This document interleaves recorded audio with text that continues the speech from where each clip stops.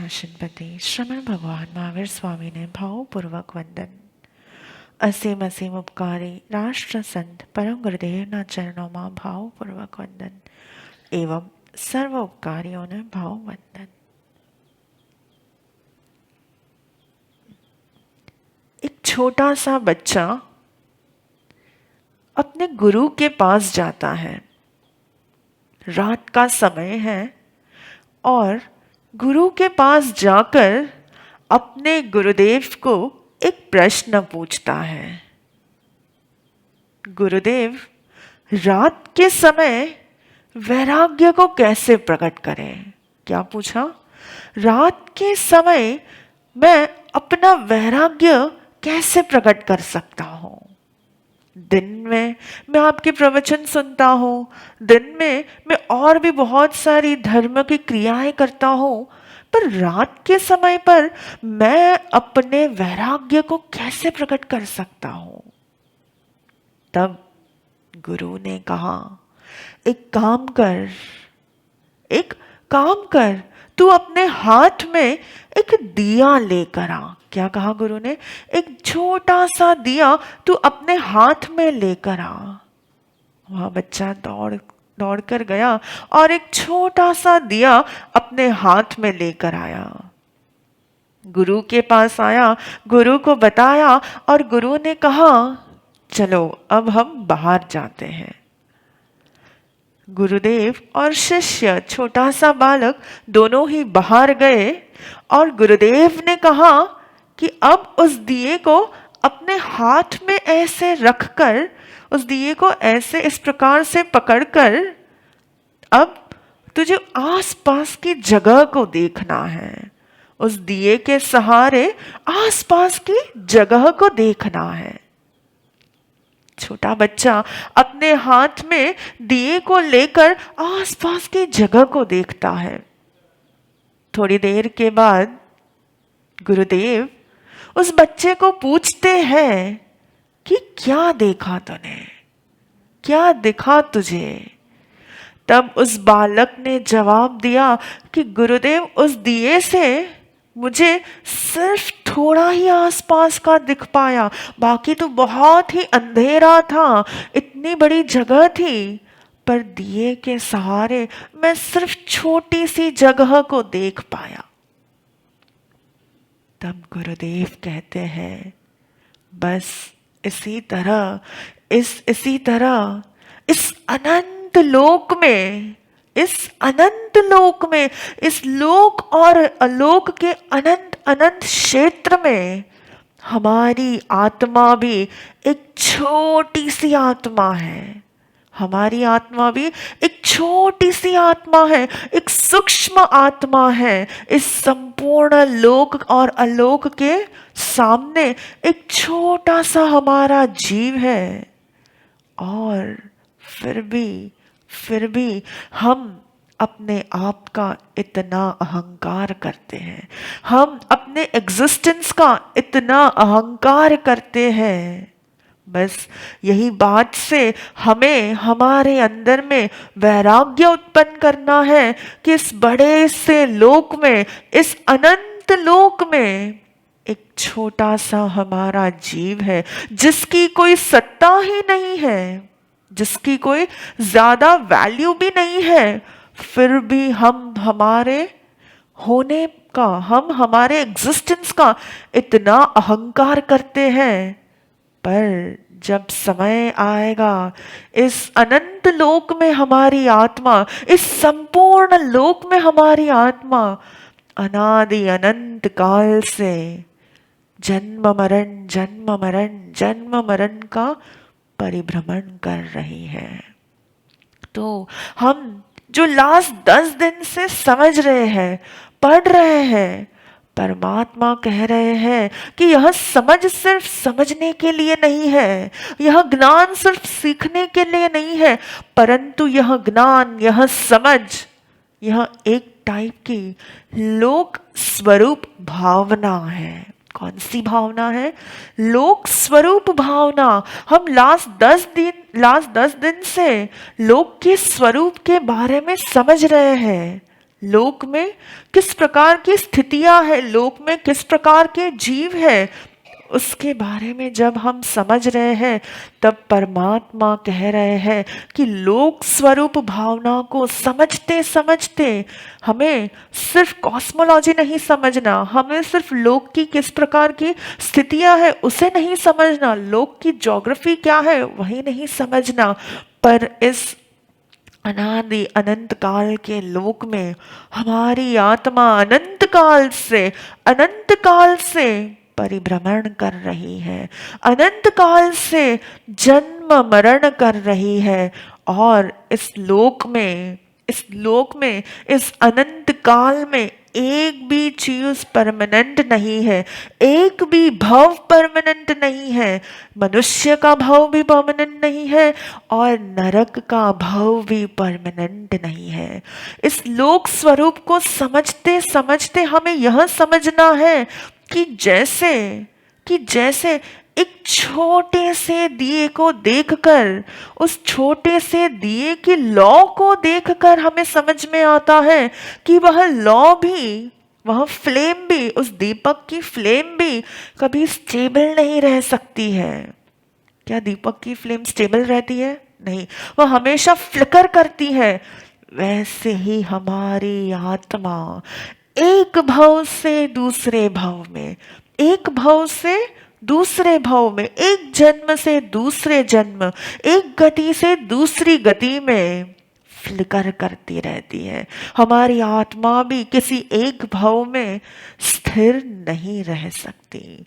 तो इस प्रकार की भावनाओं को हम लास्ट 10 डेज से सीख रहे हैं, समझ रहे हैं, जिसे हम आध्यात्मिक लैंग्वेज में कहते हैं कि हम लोक स्वरूप को तो समझ रहे हैं, लोक का स्वरूप क्या है वह तो समझ ही रहे हैं, पर इस लोक स्वरूप को समझते समझते हमारे अंदर में किस प्रकार की भावनाओं को भी हमें प्रकट करना चाहिए उसे भी हम समझ रहे हैं। तो इस अनादि अनंत काल से जब हमारी आत्मा भटक रही है, जब हमारी आत्मा क्या कर रही है? परिभ्रमण कर रही है, तब परमात्मा हमें कहते हैं कि मेरा श्रावक कैसा हो? मेरा श्रावक पुण्य पावक कुशले होता है। कैसा होता है? पुण्य पावक कुशले, यानी कि वह अपने कार्य में, पुण्य और पाप में कुशल रहता है। वह पुण्य भी करता है और पाप भी खपाता है। पुण्य के कार्य को भी करता है और पुण्य करके, धर्म करके पाप को भी खपाता है। वह पुण्य और पाप में, पुण्य के बंध में और पाप के क्षय में कुशल रहता है। कैसा होना चाहिए श्रावक?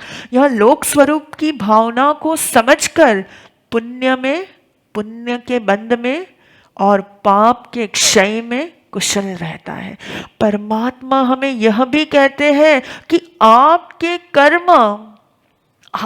कर्म जो मेरा भक्त था, कौन थे परमात्मा के भक्त? रोज आपके मन में एक प्रश्न आता है, श्रेणिक महाराजा का प्रश्न रोज आपके मन में आता है कि श्रेणिक महाराजा जो परमात्मा के भक्त थे, फिर भी वे क्यों नरक में गए? फिर भी उन्होंने ऐसा क्या किया कि उन्हें नरक में जाना पड़ा? परमात्मा हमें कहते हैं कि आपके कर्म श्रेणिक महाराजा की तरह तो नहीं है। बराबर? क्या आपको लगता है कि हमारे कर्म श्रेणिक महाराजा की तरह है? क्या आपकी आत्मा आपको कहती है कि आप साथ में नरक में जाने वाले हैं? किसको लगता है? किसको लगता है? કોને કોને લાગે છે કે આ જન્મ પછી મારો जन्म नरकમાં થશે ને, એ પણ 7મી नरकમાં થશે? नहीं, इतना तो हम कॉन्फिडेंस में है कि नहीं, मेरी आत्मा 7वीं नरक में नहीं जाने वाली। और परमात्मा भी हमें यही कहते हैं कि आपके कर्म मेरे भक्त की तरह 7वीं नरक में जाने वाले तो नहीं है। तो आप आपके पुण्य में, आपके पाप के क्षय में इतने कुशल बन जाए कि एक भी कर्म ऐसा ना हो कि जिस कर्म को जब बंद होता है, उस बंधे हुए कर्म को खपाने के रास्ते आपके पास ना हो। उस बंधे हुए कर्म को, जो कर्म हमारी आत्मा के साथ लॉक हो जाते हैं, उस लॉक की हमारे पास ना हो, ऐसा एक भी कर्म आप मत करना। आप आपके पुण्य में कुशल रहना, पाप के क्षय में भी कुशल रहना। परमात्मा हमें बार बार कहते हैं, परमात्मा कहते हैं कि जिस समय श्रेणिक राजा मेरे पास आया, क्या कहते हैं परमात्मा? जिस समय श्रेणिक राजा मेरे पास आया।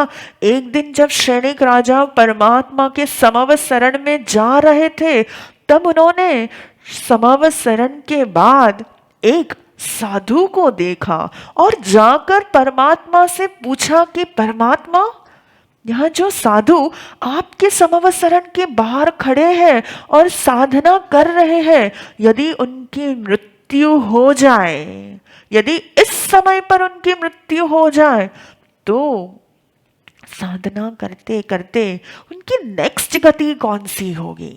हमारे मन में भी यह प्रश्न हमेशा आता है कि हमारी नेक्स्ट गति कौन सी होगी। परंतु श्रेणिक महाराजा को प्रश्न अपने खुद के लिए नहीं जगा, पर किसके लिए जगा? समवत शरण के बाहर जो साधु खड़े थे, उनको देखकर उनके मन में प्रश्न उठा कि ये साधु तो कितनी अच्छी साधना कर रहे हैं, ये साधु तो कितनी अच्छी तरह से एकदम ध्यान साधना में लीन है। अगर इस साधु की इसी समय पर, अगर इस साधु का इसी समय पर काल धर्म हो गया, तो यह साधु कहाँ जाएंगे? किसने पूछा प्रश्न? श्रेणिक महाराजा ने परमात्मा से पूछा, और परमात्मा ने कहा कि अगर यह साधु इसी समय मृत्यु को प्राप्त होते हैं, तो यह साधु नरक में जाएंगे। कहाँ जाएंगे? नरक में जाएंगे। साधु और नरक। श्रेणिक महाराजा डर गए, परमात्मा को प्रश्न किया, परमात्मा, साधु और नरक? परमात्मा कहते हैं कि हाँ, भले ही वे ध्यान में है, पर ध्यान में भी उनके भाव कोई और दिशा में है, इसलिए वे कहाँ जाएंगे? नरक में जाएंगे। उनके भाव कोई विपरीत संसार की दिशा में है और तीव्र प्रकार का क्रोध उनके अंदर में है। बाह्य से भले ही वे शांत लग रहे हैं, बाह्य से भले ही वे ध्यान की मुद्रा में हैं, परंतु उनके अंदर में क्रोध चल रहा है। थोड़ी देर के बाद श्रेणिक राजा तो भय में आ गए थे। थोड़ी देर के बाद वापस पूछा, तब परमात्मा ने कहा कि अगर इस समय पर यदि इस साधु की मृत्यु होती है, तो यह जीव देव गति में जाएंगे। श्रेणिक राजा बहुत ही खुश हो गए। परमात्मा ने कहा कि उनकी भाव विशुद्धि हो गई है। पहले क्रोध में थे, पर अब क्रोध में से क्षमा में आ गए हैं। थोड़ी देर के बाद वापस से श्रेणिक महाराजा ने प्रश्न पूछा कि भंते, अब कहाँ जाएंगे? तब परमात्मा कहते हैं कि अब यह जीव मोक्ष को प्राप्त करेंगे। अब यह जीव यदि इसी समय मृत्यु को प्राप्त करते हैं, तो मोक्ष में जाएंगे। क्यों? क्योंकि इतनी भाव विशुद्धि कि क्रोध भी गया, क्षमा भी थी, और क्षमा भी अब इतनी उच्च कोटि की क्षमा बन गई थी कि संपूर्ण रूप से मोह का क्षय हो गया था। पर बनता ऐसा है कि जब श्रेणिक राजा प्रश्न पूछ रहे थे परमात्मा से, तब उनके मन में प्रश्न आया कि मैं परमात्मा को कोई अन्य जीव के बारे में तो पूछ रहा हूं कि यह कहाँ जाएंगे मृत्यु के बाद, पर एक बार मैं परमात्मा से अपने बारे में तो पूछ लूं, अपने बारे में तो पूछ लूं कि मेरी गति कौन सी होगी, क्या मैं मोक्ष में जा पाऊंगा या नहीं जा पाऊंगा। आपके मन में भी प्रश्न आता है या नहीं आता है कि गुरुदेव ने जय ने एक बार तो पूछी लो कि गुरुदेव मारो आओ तो भाव सो हसे थाई कि ना थाए। वैसे ही मन हुआ श्रेणिक महाराजा को। अचानक से स्ट्राइक हुआ। पहले तो किसी और के बारे में पूछ रहे थे, किसी और के बारे में जान रहे थे, पर अचानक से स्ट्राइक हुआ, क्यों ना मैं परमात्मा को अपने ही बारे में ना पूछ लूं। और जैसे ही उन्होंने परमात्मा को पूछा, तब परमात्मा कहते हैं कि आपका नेक्स्ट भाव नरक गति का है। सुनते ही, बस इतना ही सुनते ही श्रेणिक महाराजा दुखी दुखी हो गए। पहले तो इतने खुश थे कि साधु नरक से मोक्ष में चले जाने वाले हैं, पर जब खुद के स्वयं के गति के बारे में पता चला कि मेरा नेक्स्ट भाव कहाँ का है, नरक का है, सुनते ही उनकी आत्मा कांप गई। परमात्मा मैं तो आपका भक्त हूं, भगवान मैं तो आपका फॉलोअर हूं, तो मैं कैसे नरक में जाऊंगा। तब परमात्मा ने कहा कि तू भले ही मेरा भक्त है, तू भले ही मुझे मानता है, तू भले ही मेरा फॉलोअर है, परंतु आयुष्य का बंध कब हो गया था। आयुष्य का बंध परमात्मा को मिले उससे पहले ही आयुष्य का बंध हो चुका था। परमात्मा से विनती करते हैं, ક્યાંય તમારી સાથે તો એવું નથી થયું ને કે તમારા આયુષ્યનો બંધ પરમ ગુરુદેવની પ્રાપ્તિ પહેલા થઈ ગયો હોય, લાગે છે એવું નેહલ દીદી, એવું લાગે છે? કેમકે હમણાં જ હજી થોડાક વર્ષો પહેલા ગુરુદેવને મળ્યા છો હિના દીદી, 2020માં તો હજી ગુરુદેવનો સંયોગ થયો છે। જો એની પહેલા જ આયુષ્યનો બંધ થઈ ગયો હશે તો ક્યારે એના ઉપર વિચાર કર્યો છે, ક્યારે ચિંતન કર્યું છે આના ઉપર? મારા આયુષ્યનો બંધ જો પહેલા જ થઈ ગયો હશે તો? એટલે આ ભાવમાં એવી પ્રાર્થના કરવી છે, એટલી બધી પ્રાર્થના કરવી છે ગુરુદેવને કે ગુરુદેવ આવતા ભાવમાં મારો જન્મ થાય, એ જ સમયથી મને આપનો સંયોગ પ્રાપ્ત થઈ જાય। એવું નહીં કે લાઈફના 20 વર્ષે કે 30 વર્ષે કે 40 યર્સે કે 50 યર્સે કે ક્યારેક 60 યર્સે ગુરુદેવનો સંયોગ થાય। અડધું જીવન વીતી ગયું હોય, કેટલાય કર્મનો બંધ થઈ ગયો હોય, આયુષ્યનો બંધ પણ થઈ ગયો હોય, ત્યારે નહીં, પણ જન્મ થાય અને ગુરુના દર્શન થાય। કેટલાય એવા બાળકો છે કે જે જન્મ લે છે, આપણે જોઈએ છે એટલા લકી છે કે જન્મ થાય છે ગુરુદેવની પછેડીમાં, જન્મ થાય અને આંખ ખુલે પ્રથમ ગુરુદેવના દર્શન થાય, જન્મ થાય અને કાન એક્ટિવ થાય, સૌ પ્રથમ પરમ ગુરુદેવના મુખે શું સાંભળવા મળે? માંગલિક સાંભળવા મળે। એવો આવતો ભાવ મારો પણ હોય, કોઈ દુર્ગતિ ન હોય, માત્ર સદગતિ હોય, એવી ગતિ હોય કે જન્મની સાથે જ ગુરુનો સંયોગ હોય। એવા પ્રકારની ભાવ વિશુદ્ધિ કરવી છે, એવા પ્રકારના ભાવોને પ્રગટ કરવા છે કે જન્મ થાય અને હર ક્ષણ ગુરુનું માર્ગદર્શન મળે। पर श्रेणिक के भाव में श्रेणिक के साथ क्या हुआ था? क्या हुआ था? पहले ही आयुष्य का बंद कर लिया था, पहले ही आयुष्य का बंद हो गया था। और परमात्मा के पास बहुत विनंती की, बहुत ही विनंती की कि परमात्मा प्लीज आप मुझे कोई सल्यूशन दीजिए कि जिससे मैं अपनी इस नरक गति को टाल सकूं। अब क्या होगा? टाल पाएंगे क्या? अपनी नरक गति को वो रिफ्यूज कर पाएंगे?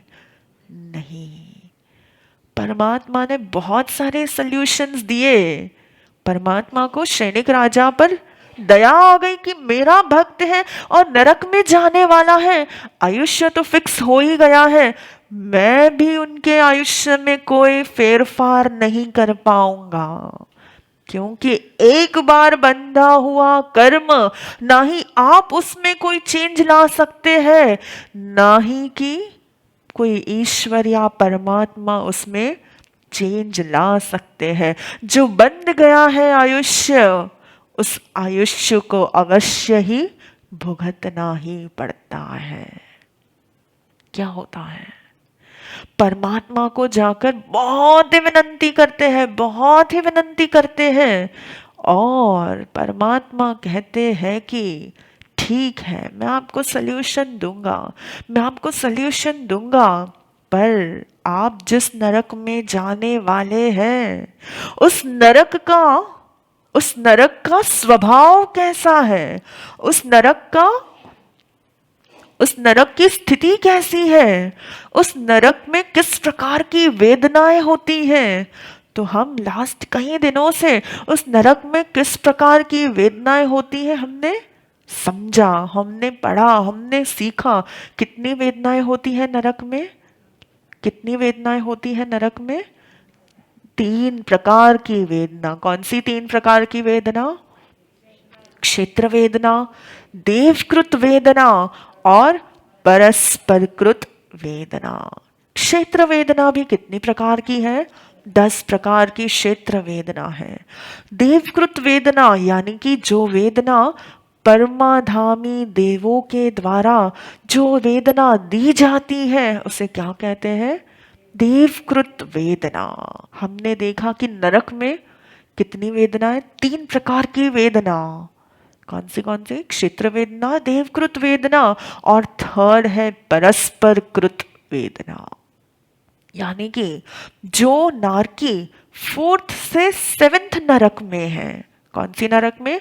4th से लेके 7th नरक में है, उन नारकी के जीवों को परेशान करने के लिए, वेदना देने के लिए कोई देव नहीं जाते, क्योंकि जो परमाधामी देव होते हैं वे सिर्फ 3rd नरक तक ही होते हैं, बराबर।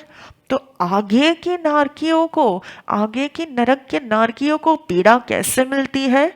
तो ऐसा कहा जाता है कि जो आसपास के नारकी होते हैं, जो आसपास के दूसरे नारकी रहते हैं, वही एक दूसरे को इतनी भयंकर पीड़ा देते हैं, मारते हैं, काटते हैं, फाड़ते हैं, जोर जोर से चिल्लाते हैं और भयंकर रूप से पीड़ा देते हैं।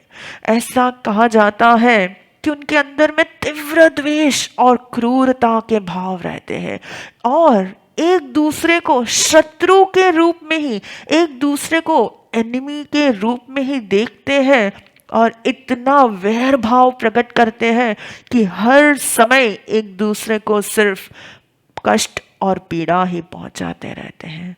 ना ही कोई फ्रेंडशिप रहती है, ना ही कोई केयर रहती है। इतनी भयंकर पीड़ा होने के बावजूद भी कोई एक दूसरे को पूछने भी नहीं जाते कि क्या हो रहा है। सिर्फ और सिर्फ दुख और दुख, दुख और दुख ही देना अच्छा लगता है, और दुख देने के बाद आनंद ही आनंद आता है। ऐसे एक दूसरे को, एक नारकी दूसरे नारकी को पीड़ा देते हैं। ऐसा कहा जाता है कि 6th और 7th नरक के नारकी छोटे छोटे कंठुओं का स्वरूप लेते हैं। क्यों? क्योंकि अब आपको पता है कि नारकियों का शरीर कौन सा शरीर है? वैक्रिय शरीर, वैक्रिय शरीर यानी विविध विविध रूप बना सकते हैं। भले ही अशुभ पुद्गल से बना हुआ शरीर है, परंतु वैक्रिय शरीर की एक स्पेशल कैरेक्टरिस्टिक है कि वह अलग अलग स्वरूप बना सकते हैं। तो 6th और 7th नरक के नारकी छोटे छोटे छोटे छोटे कंथुओं का रूप लेते हैं और दूसरे नारकी के शरीर में घुस जाते हैं, आर पार घुस जाते हैं और पूरे शरीर में छेद, छोटे छोटे होल्स बना देते, पूरे शरीर को छेद देते हैं, पूरे शरीर में इतने सारे छेद बना देते हैं कि आर पार देख पाए ऐसा पूरा शरीर बना देते हैं। कौन कौन? कोई देव नहीं, कोई और नहीं, पर एक नारकी अपने साथ ही रहते हुए अन्य नारकियों को इस प्रकार से पीड़ा देते हैं। क्यों? क्योंकि पूर्व भाव में भी जहां पर भी वे रहते होंगे वहां पर दूसरों को सिर्फ और सिर्फ पीड़ा देने का ही स्वभाव होगा। जहां पर रहते होंगे वहां पर सिर्फ दूसरों के साथ झगड़े करने का स्वभाव होगा। जहां पर रहते होंगे वहां पर किसी के साथ एडजस्टमेंट करने की वृत्ति नहीं होगी। बस वही कुसंस्कार को लेकर और उस संस्कार के कारण जो बंधे हुए कर्म है उस कारण नरक गति को प्राप्त करते हैं और उस संस्कारों को भी कैरी फॉरवर्ड करके नरक में आकर भी एक दूसरों को तकलीफ देते हैं, एक दूसरों को पीड़ा पहुंचाते हैं। आप भी यहाँ एक बार आपके स्वभाव को चेक कर लीजिए। कहीं पर आपका स्वभाव तो ऐसा नहीं है ना कि आपके स्वभाव से अन्य को कष्ट पहुंचता हो, आपके स्वभाव से अन्य को पीड़ा होती हो। आज स्वभाव से पीड़ा दे रहे हैं, आज स्वभाव से कष्ट दे रहे हैं, तो आज स्वभाव से दिया गया कष्ट और पीड़ा नरक गति के कर्म को बंद करके नेक्स्ट भाव में एक्शन से पीड़ा देंगे, नेक्स्ट भाव में एक्शन से कष्ट देंगे। कहीं पर ऐसी तो परिणति का सर्जन आप नहीं कर रहे हैं ना। बार बार हमें अपने भावों पर वॉचमैन बनकर वॉच रखनी है, क्योंकि परमात्मा कह रहे हैं कि इस बिगिनिंगलेस संसार का, क्योंकि हमारा जो जन्म और जो मृत्यु का जो साइकिल है वह बिगिनिंगलेस है, क्योंकि कहाँ पे बिगिन हुआ, कहाँ से स्टार्ट हुआ वो हमें नहीं पता है, पर हमें इस बिगिनिंगलेस डेथ और बर्थ की साइकिल को एंडलेस नहीं बनाना है। तो इस नरक गति के वर्णन को समझते समझते हमें एक ही बोध लेना है कि इस अनादि काल से जो चक्र चल रहा है उस अनादि काल के चक्र को हमें अनंत नहीं बनाना है।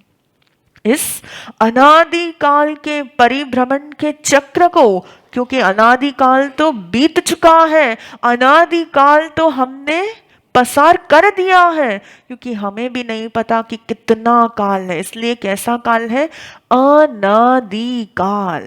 तो उस अनादि काल को हमें अनंत नहीं बनाना है, यानी कि एंडलेस नहीं बनाना है, अंत वाला काल बनाना है। अंत यानी कि जब हम इस चारों गतियों के परिभ्रमण से मुक्त होकर मोक्ष गति को जब हम प्राप्त करेंगे, तब इस गति के परिभ्रमण को हम अनंत से अंत की ओर लेकर जा पाएंगे। तो जैसे जैसे हम नरक गति का वर्णन सीखते हैं, समझते हैं, साथ में आपके मन में एक प्रश्न भी था कि नरक गति में कौन से जीव आते हैं, राइट? बहुत प्रश्न थे आपके मन में कि किस प्रकार के जीव आते हैं नरक गति में। तो आगमों में, जैन दर्शन में, थोकड़ों में एक सब्जेक्ट आता है गति आगति का। कौन सा सब्जेक्ट? एक नया टॉपिक हम समझ रहे हैं, एक नए शब्दों को हम समझ रहे हैं, गति आगति। हमने फर्स्ट सेशन में एक वर्ड समझा था गमनागमन, राइट? याद है ना आपको? गमनागमन यानी गमन यानी आना, और आगमन, आगमन यानी आना, और गमन यानी जाना, आना जाना। तो थोकड़े में उसे कहते हैं गति आगति, या फिर गत आगत। क्या कहते हैं? गत आगत। जिसे थोकड़े में आता है गतागत नो थोकड़ो। क्या कहते हैं? आपने कई बार सुना होगा, जो श्रेणियों की एग्जाम देते हैं उन्होंने ये भी पढ़ा होगा, गतागत नो थोकड़ो। यानी क्या? गत यानी कि गति, जीव कौन सी गति में जाने वाला है, मृत्यु के बाद कौन सी गति में जीव जा सकता है, उसे गति कहते हैं। और आगति यानी कि जीव कौन सी गतियों से आया है, जीव कौन सी गतियों से आया है, कौन सी गतियों से जीव आकर उत्पन्न हो सकता है, उसे क्या कहते हैं? आगति। फर्स्ट क्या है? गतागत यानी गत। आप इस भाव में हैं, आप अभी मनुष्य के भाव में हैं, तो मनुष्य के भाव के बाद यानी कि मृत्यु के बाद किस गति में आप जाएंगे, उसे हम क्या कहते हैं? गति। और इस मनुष्य भाव में आप कहां से आए हैं, कौन सी गति से आए हैं, उसे हम क्या कहेंगे? आगति। तो हम समझ रहे हैं नरक के भावों को, नरक की गति को। तो आपके मन में प्रश्न था कि कौन से जीव नरक गति में आते हैं, राइट? कौन से जीव आ सकते हैं? तो परमात्मा ने कहा है, एक बेसिक नियम हमें याद रखने हैं कि फर्स्ट, हमने कल भी आपको बताया था कि कोई भी नारकी मरकर वापस नरक में नहीं जाता। ओके, कोई भी नारकी मरकर देव में नहीं जाता। यानी कि कोई नरक का जीव और देव का जीव वापस नरक में नहीं जाने वाला। आप भी देख रहे हो आपके सामने स्क्रीन पे, कोई भी जीव 2 बार लगातार यानी कि कंटिन्यूअस वैक्रिय का भाव नहीं कर सकता। यानी कि यदि आपको इस भाव में नरक का शरीर मिला है यानी कि वैक्रिय शरीर मिला है, तो नेक्स्ट बर्थ आपको वापस वैक्रिय शरीर नहीं मिलेगा। यानी कि नारकी मरकर नरक में नहीं जा सकते, नारकी मरकर देव में भी नहीं जा सकते, वैसे ही देव मरकर नरक में भी नहीं जा सकते, और देव मरकर वापस देव भी नहीं बन सकते। तो ये एक बेसिक नियम आपको याद रखना है। सिंपल है, याद रह गया। नारकी मरी ने નારકી નથી બનતા અને નારકી મરીને દેવ નથી બનતા। એકવાર તમને વૈક્રિય શરીર મળ્યું હોય તો પાછું તમને ફરીથી વૈક્રિય શરીર મળવાનું નથી। બસ ये इस प्रकार से लोक की एक स्थिति है, इस प्रकार से एक इस प्रकार की एक भवितव्यता है कि नारकी मरकर वापस नरक में नहीं जाता। तो फिर नरक में कौन जाता है? प्रश्न आता है कि कौन जाता है। तो कितनी गति बाकी रह गई? हमने देखा कि नरक गति और देव गति दोनों बंद हो गई है नारकी के लिए। तो अब कितनी गति बाकी रह गई? 2 गति। कौन सी 2 गति? मनुष्य और तिर्यंच। तो नरक में कौन आ सकता है? मनुष्य और तिर्यंच आ सकते हैं। कौन आ सकता है? आप देख रहे हैं नरक गति में जन्म कौन ले सकता है? मनुष्य और तिर्यंच। और परमात्मा कहते हैं कि सिर्फ मनुष्य और तिर्यंच में भी बहुत सारी कैटेगरीज हैं, क्योंकि तिर्यंच हमने देखा एकेंद्रिय भी है, बेंद्रिय भी है, तेंद्रिय भी, चौरेंद्रिय भी है और पंचेंद्रिय भी है। तो क्या सभी प्रकार के तिर्यंच नरक में जा सकते हैं? तो परमात्मा कहते हैं कि नहीं, सिर्फ और सिर्फ पंचेंद्रिय, जिसे 5 इंद्रिय है, वैसे जीव ही नरक में जा सकते हैं। क्यों? क्यों? क्यों? क्यों? यस, क्योंकि नरक में जाने के लिए उत्कृष्ट पाप का उदय होना चाहिए। बराबर? नरक में कौन जाएगा? जो पुण्य का बंद करता है वो, या पाप का बंद करता है वो? जो उत्कृष्ट पाप का बंद करता है वैसे ही जीव नरक में जाते हैं। तो एक पंचेंद्रिय ऐसी जाति है जहां पर जीव उत्कृष्ट पाप का बंद कर सकता है। क्योंकि आपके पास सब इंद्रियां होगी तब ही आप संपूर्ण रूप से उत्कृष्ट पाप का बंद कर पाएंगे।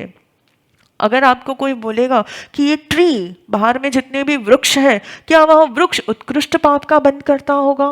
नहीं। क्या आपके आसपास में कोई कीड़ी है, छोटी सी चींटी है, क्या वो उत्कृष्ट पाप का बंद कर सकती है? नहीं। क्या आपके आसपास में दूसरे जो भी इंसेक्ट्स है, मच्छर है या जो भी कोई दूसरे इंसेक्ट है, स्पाइडर है, क्या वे उत्कृष्ट पाप का बंद कर सकते हैं? हाँ, वो जीव हिंसा करते हैं, वो दूसरों को मारते हैं, दूसरों को मारकर ही अपना जीवन का निर्वाह करते हैं, पर क्या वे उत्कृष्ट पाप का बंद करते हैं? नहीं। सिर्फ पंचेंद्रिय ही ऐसे जीव हैं जो उत्कृष्ट पाप का बंद कर सकते हैं। इसलिए पंचेंद्रिय ही कहाँ जाते हैं? नरक में जा सकते हैं। मनुष्य तो पंचेंद्रिय ही है, पर तिर्यंच में भी जो दूसरी अलग अलग कैटेगरीज है, उसमें से जो सिर्फ पंचेंद्रिय तिर्यंच है वही नरक में जा सकते हैं। और नरक से निकले हुए जीव, नरक से कोई मृत्यु को प्राप्त करता है, नरक का आयुष्य जब पूर्ण होता है तब वह जीव कहाँ जा सकता है? तो हमने अभी ही समझा, सीखा कि नारकी मरकर वापस नरक में भी नहीं जाते और देव में भी नहीं जाते। तो कितनी गतियां खुली हैं? वापस दो ही गति ओपन है। कौन सी? वापस मनुष्य और तिर्यंच। तो नारकी मरकर कहाँ जाएंगे, क्या बनेंगे वो? या मनुष्य बनते हैं या फिर तिर्यंच बनते हैं। तो इस प्रकार से नरक की गति भी है और आगति भी है। यह सब्जेक्ट बहुत ही डिटेल में है। यह सब्जेक्ट में हमें और भी यह जानने को मिलता है कि पहली नरक से निकला हुआ जीव कहाँ जाता है, दूसरी नरक में कौन सा जीव आ सकता है, तीसरी नरक से कहाँ जा सकते हैं। इतनी डिटेल में परमात्मा ने हमें कह दिया है। सिर्फ ब्रॉड क्लासिफिकेशन नहीं दिया, परंतु डिटेल्ड क्लासिफिकेशन दे दिया। एक एक नरक से निकला हुआ जीव कहाँ जा सकता है और हर एक नरक में किस प्रकार के जीव का आना हो सकता है। परमात्मा के ज्ञान को हम एक बार वंदन करेंगे, एक बार हम नमस्कार करेंगे कि जिसने हमें इतनी डिटेल में, इतने सूक्ष्म रूप से परमात्मा ने हमें जो ज्ञान दिया है। तो नरक में कौन आता है और कौन जाता है, कहाँ पर जाते हैं, इस सब्जेक्ट को भी हमने समझ लिया। तो संपूर्ण रूप से हमने नरक गति को समझने का एक प्रयत्न किया है। आप में से किसी को जो भी प्रश्न है वो आप पूछ सकते हैं। यस, नीला दीदी।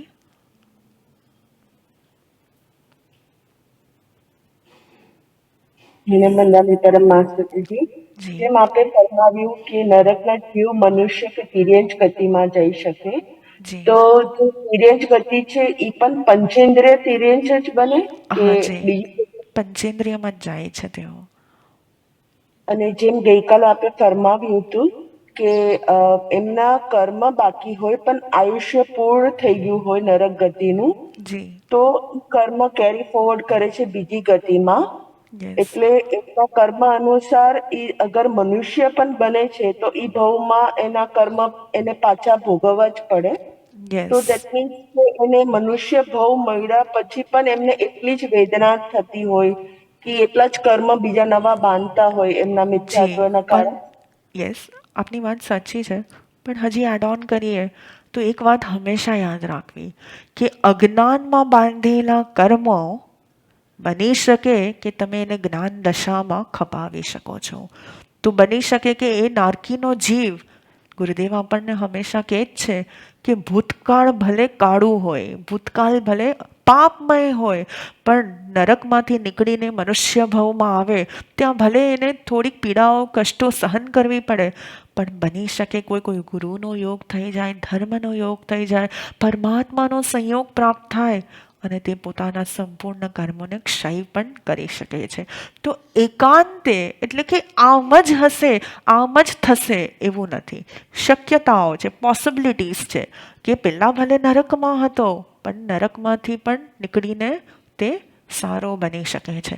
કેમ કે એવું કહેવાય કે શ્રેણિક મહારાજા તેઓ મનુષ્ય ભવમાંથી નરકમાં ગયા, પણ નરકમાંથી નીકળીને તરત જ આવતી ચોવીસીના પ્રથમ તીર્થંકર બની જશે. આવતી ચોવીસીના પ્રથમ તીર્થંકર બની જશે, એટલે કે ભગવાન મહાવીર પછીના ફર્સ્ટ તીર્થંકર તેઓ બનશે. તો કોઈ પણ જીવ માટે આપણે એકદમ એવું જ ન કહી શકે કે આવું જ હશે કે આમ જ થશે. કોઈનું પણ ભૂતકાળ ખરાબ હોય પણ વર્તમાન બદલાઈ શકે છે. ઓકે, જી. નેક્સ્ટ હેતલ દીદી.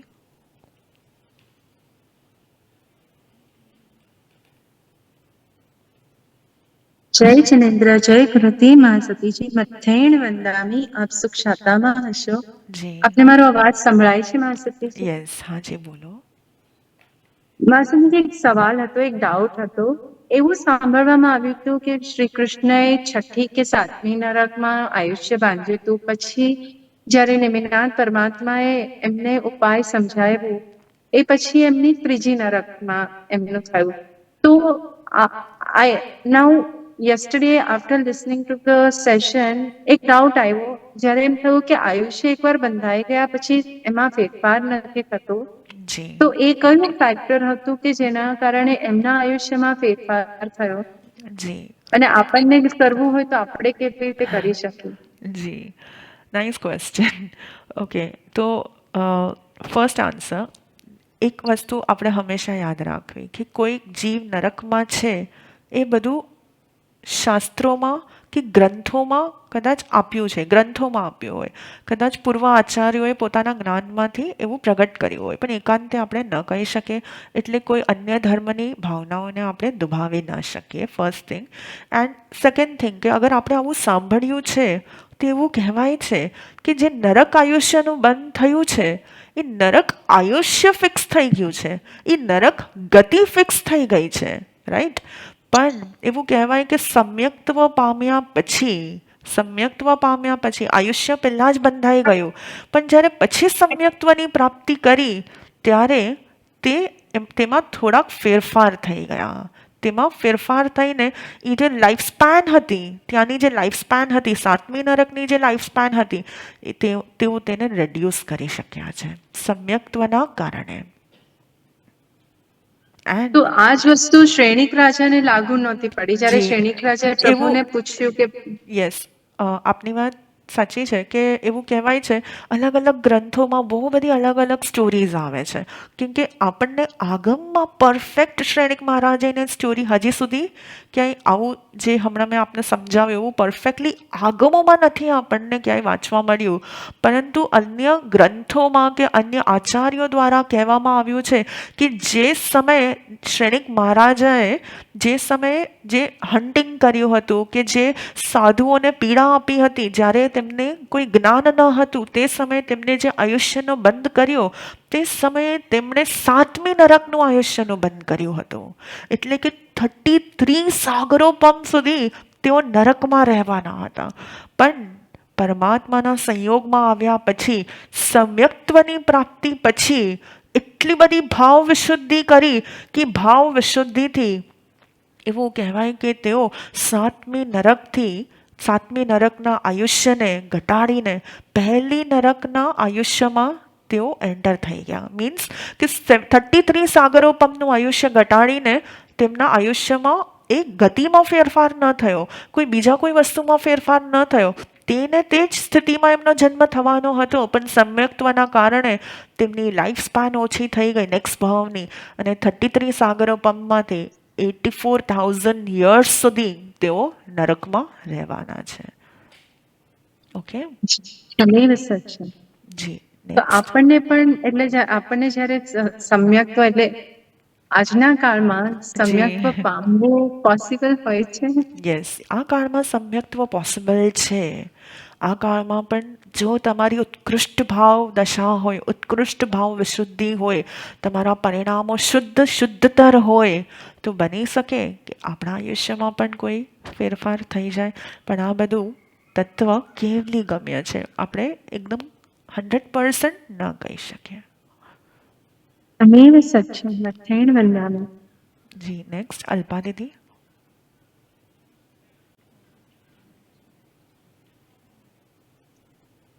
નથી ને વંદામી માસતીજી, મારો અવાજ આવે છે માસતીજી? જી હા, માસતીજી મારો સવાલ એ હતો કે આપણે આ આયુષ્યનું બંધ આપણે જ્યારે થઈ જાય એ ભોગવવું પડે, પણ જેની અકસ્માત મૃત્યુ જેમ કે નાના નાના બાળકો ને કોઈની એક્સિડેન્ટલ ડેથ થાય તો એમનું તો આયુષ્યનું બંધ થયું હોય કે ના થયું હોય તો એમને કેવી રીતે ક્યાં મળે એમને? જી ક્યાં બર્થ મળે એમ પૂછો છો કે ક્યારે હા આયુષ્યનો હા, બંધ? ના ક્યારે આયુષ્યનો બંધ થાય? જી ઓકે.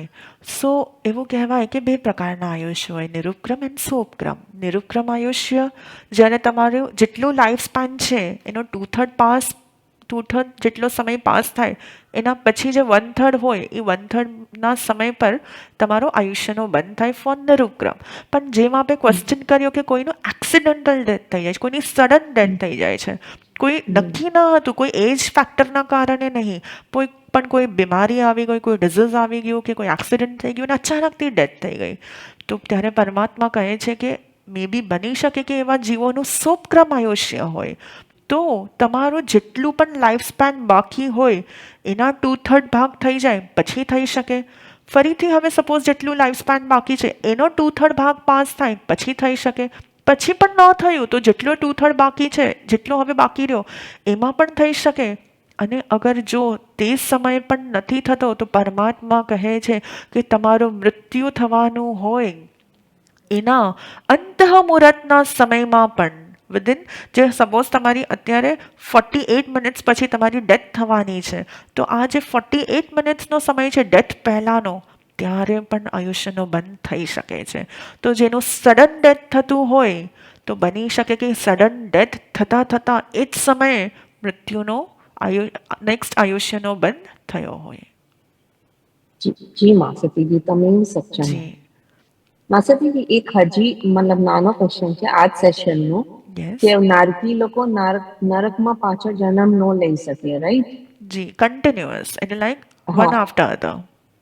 તો આપણે જયારે એ લોકો મનુષ્ય જીવ તો પાછું નરકમાં જન્મ લઈ શકે ને, જી નરકમાં તો આવી મનુષ્ય જ શકે પાછા ને? યસ, તમે નરકમાંથી નીકળીને મનુષ્યમાં જાઓ, મનુષ્યમાંથી પાછા તમે નરકમાં જઈ શકો છો.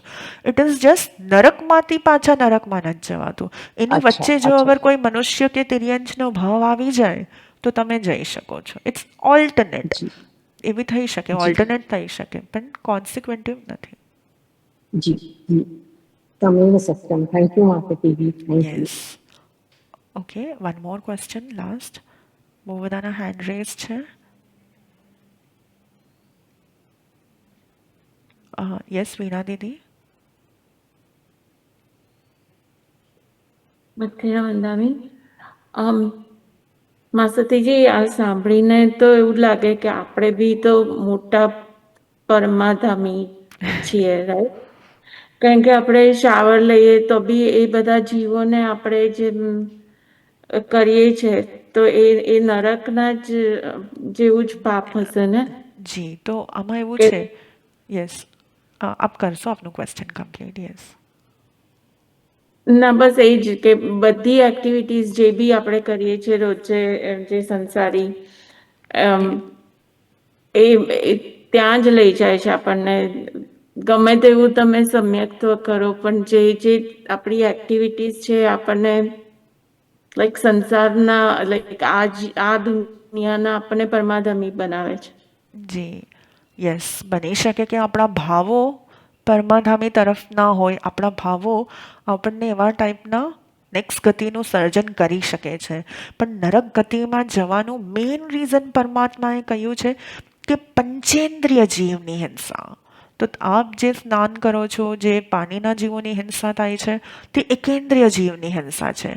પણ જો તે સ્નાન વખતે જબરદસ્ત આસક્તિનો ભાવ હોય, એ સ્નાન વખતે તમારી અંદરમાં તમારા શરીર પ્રત્યે પરિગ્રહ ભાવ હોય, એ શરીર પ્રત્યે આસક્તિનો ભાવ હોય, તો તમે અવશ્ય નરકમાં જઈ શકો છો. અન્ડરસ્ટુડ? જે હિંસા થાય છે તેમાં તમારા ભાવ કેવા પ્રકારના છે તેના ઉપર ડિપેન્ડ કરે છે કે તમારી આવતી ગતિ કઈ હશે.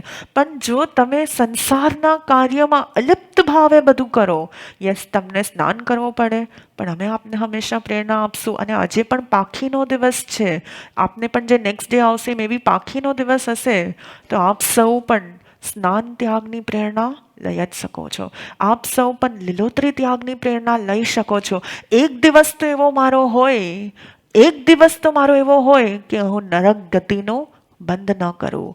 તો સૌ પ્રથમ પંચેન્દ્રિય જીવની હિંસા તે નરક ગતિનું કારણ છે. પણ અગર તમે પંચેન્દ્રિય જીવની હિંસા નથી કરી રહ્યા, તમે એકેન્દ્રિય જીવની હિંસા કરી રહ્યા છો, તો કદાચ એકેન્દ્રિય જીવની હિંસાથી તમે નરકમાં નહીં જશો, પણ એકેન્દ્રિય જીવની હિંસા કરતી વખતે તમારી અંદરમાં એ તીવ્ર આસક્તિનો ભાવ, તમારી અંદરમાં તીવ્ર પરિગ્રહનો ભાવ, એ તીવ્ર હિંસાનો ભાવ, એ તમને જરૂરથી નરકમાં લઈ જશે.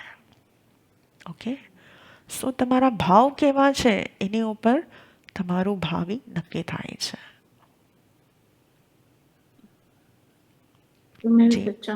Next,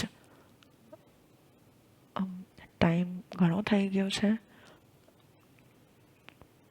okay, last question. જી મહાશક્તિજી, નરકમાં અનંત પીડા છે, ભયંકર વેદના છે, તો જે સમકીતી જેવું છે એ આટલા આટલા લાખો વર્ષ સુધી સંભાવમાં કેવી રીતે રહી શકે, સહનશીલતા કેવી રીતે રાખી શકે મહાશક્તિજી? જી, એમનું જ્ઞાન જ એમને એટલું સપોર્ટિવ હોય, એને બીજો કોઈ સપોર્ટ તો મળવાનો જ નથી, પણ એમનું જ્ઞાન જ એમને એટલું સપોર્ટ કરે કે એ સ્થિતિમાં એમના અંદરમાં એવો સંભાવને પ્રગટ કરતો હોય. એટલે જ તો આ ભાવમાં જ્ઞાનને એટલું આત્મસાત કરી લેવું છે કે આવતો ભાવ જો અગર મને કોઈક એવું મળી જાય ને, તો એ મને જ્ઞાન સપોર્ટિવ બની જાય. યાદ રાખજો કે આવતા ભાવમાં કે કોઈ પણ ભાવમાં પોતાના આત્મા સિવાય તમને કોઈ સપોર્ટ નથી કરવાનો.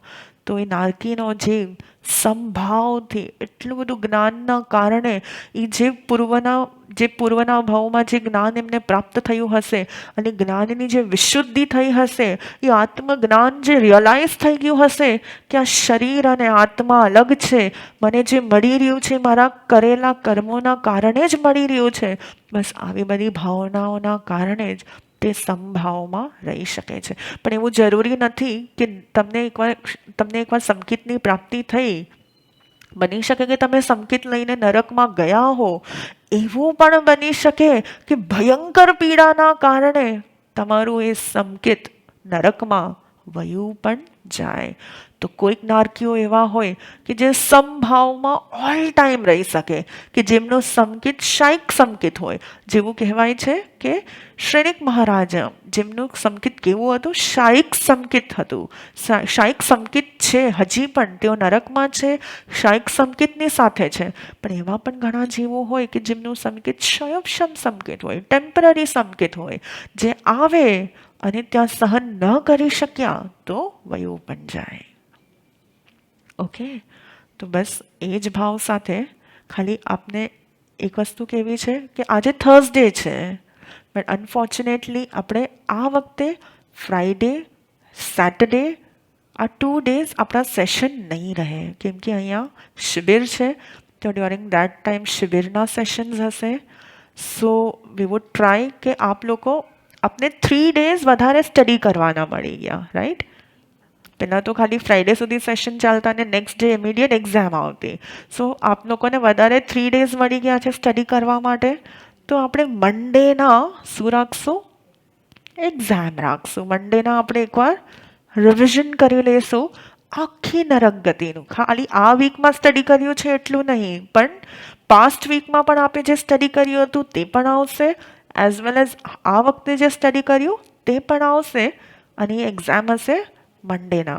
સો આપ લોકો મે બી 7:30ના ટાઈમ પર ફ્રી હશો, તો અમે એવી અપેક્ષા રાખશું આપનાથી કે ડ્યુરિંગ દેટ ટાઈમ આપ કોઈ સંસારના કાર્યમાં મિક્સ નહીં થઈ જતા. બિકોઝ લાસ્ટ 10 daysથી જેવું 7:30 થાય આપ જ્ઞાનમાં, સ્વાધ્યાયમાં, અનુપ્રેક્ષામાં, એક ચિંતનમાં આવી જતા હો છો. એ 1.5 કલાક સુધી, સોરી, એ 45 મિનિટ સુધી, 50 મિનિટ સુધી આપની અંદરમાં એક જ્ઞાન ભાવ હોય છે.